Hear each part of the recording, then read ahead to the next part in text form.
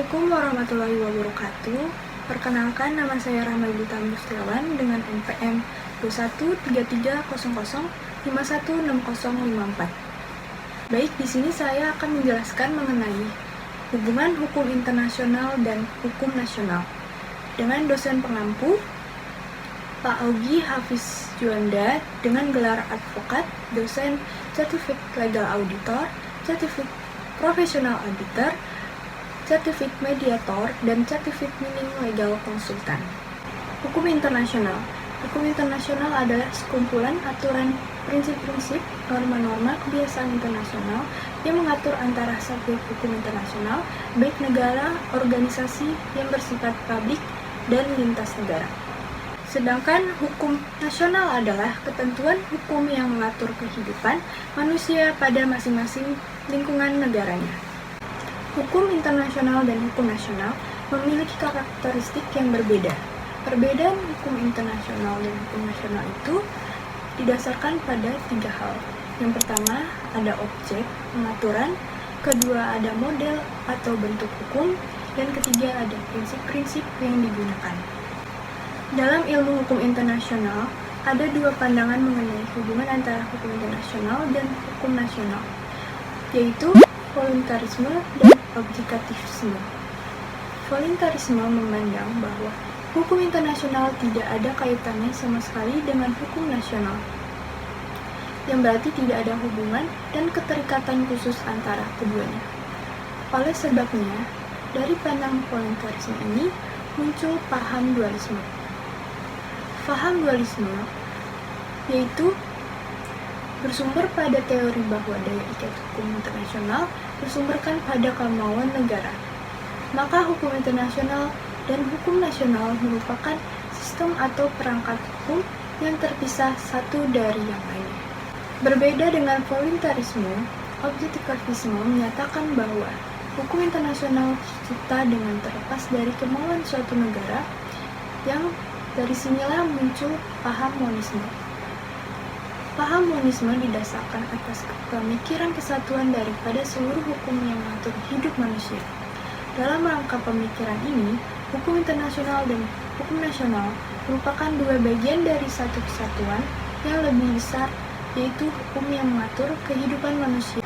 Monisme ini adalah bahwa antara 2 perangkat ketentuan hukum ini mungkin ada hubungan hierarki. Penyelesaian sengketa internasional secara damai. Penyelesaian sengketa secara damai dibagi ada beberapa hal. 1. Ada arbitrase. Sebenarnya arbitrase berarti penyerahan perkara pada orang-orang tertentu yang disebut arbitrator yang dipilih secara bebas oleh pihak-pihak yang memberikan putusan tanpa begitu memindahkan pertimbangan-pertimbangan hukum. Lalu ada penyelesaian secara hukum atau judicial settlement, yang berarti penyelesaian secara hukum. Judicial statement dimaksudkan menyelesaikan yang diputuskan oleh Mahkamah Internasional yang dibentuk dengan wajar, yang menggunakan peraturan-peraturan hukum dalam menyelesaikan perkara-perkara. Lalu ada perundingan perantaraan konsolidasi atau periksaan, perundingan negotiation, jasa-jasa baik, perantaran konsolidasi, dan penyelidikan adalah metode penyelesaian yang kurang formal daripada peradilan atau arbitrase. Dan yang keempat, ada penyelesaian di bawah pimpinan Perserikatan Bangsa-Bangsa atau PBB. Sebagai pengganti Liga Bangsa-Bangsa atau LBB, mengambil bagian terbesar tugas menyelesaikan perselisihan, dan dalam pasal 2 Piagam PBB, anggota-anggota PBB berjanji menyelesaikan persengketaan mereka dengan cara-cara yang damai dan tidak akan mengecam dengan peperangan atau menggunakan kekerasan. Di dalam beberapa negara, seperti Inggris, praktik di Inggris menegakkan hukum kebiasaan internasional sebagai bagian dari hukum nasional atau the law of the land, sehingga dapat diberlakukan di pengadilan Inggris. Lalu ada Amerika Serikat.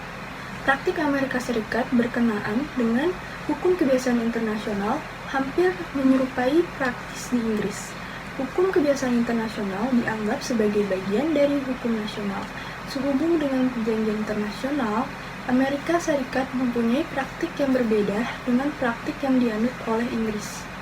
Berlaku atau tidaknya suatu hukum perjanjian internasional ditentukan oleh ketentuan-ketentuan tertulis Konstitusi Amerika Serikat dan berdasarkan pada statusnya.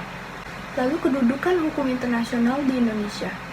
Undang-Undang Dasar 1945 tidak memuat ketentuan mengenai kedudukan hukum internasional dalam sistem hukum nasional. Akan tetapi, tidak dapat disimpulkan begitu saja bahwa Indonesia menganut pendirian hukum nasional mengatasi hukum internasional. Sebaliknya, pendirian menerima supremasi hukum internasional tidak berarti Indonesia harus menerima hukum internasional begitu saja. Banyak pertimbangan-pertimbangan yang harus dikaji, terutama keadaan masyarakat internasional dan negara Indonesia pada saat yang bersangkutan. Kedudukan hukum internasional dan hukum nasional dalam sudut pandang peradilan internasional. Kedudukan hukum nasional dan sudut pandang secara konsisten ditetapkan secara interior dibandingkan hukum internasional. Dalam hal telah terjadi konflik antara kedua sistem hukum, di mana suatu negara pihak yang tidak mencantumkan perjanjian internasional dalam sistem hukum domestiknya tidak dapat dijadikan pembenaran atau ketidakmampuan melaksanakan perjanjian.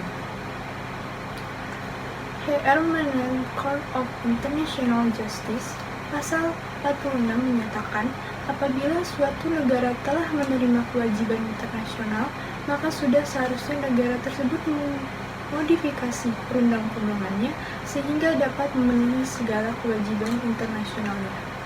Mengapa hukum internasional dan hukum nasional saling membutuhkan dan mempengaruhi? Pertama, karena hukum internasional akan lebih efektif ketika ditransformasikan. Kedua, hukum internasional dapat mengontribusi kepentingan hukum nasional suatu negara di negara lain. Ketiga, hukum internasional menyamakan pandangan di dalam hukum internasional. Dan yang keempat, hukum internasional lebih banyak tumbuh dari praktik hukum nasional di antara negara-negara.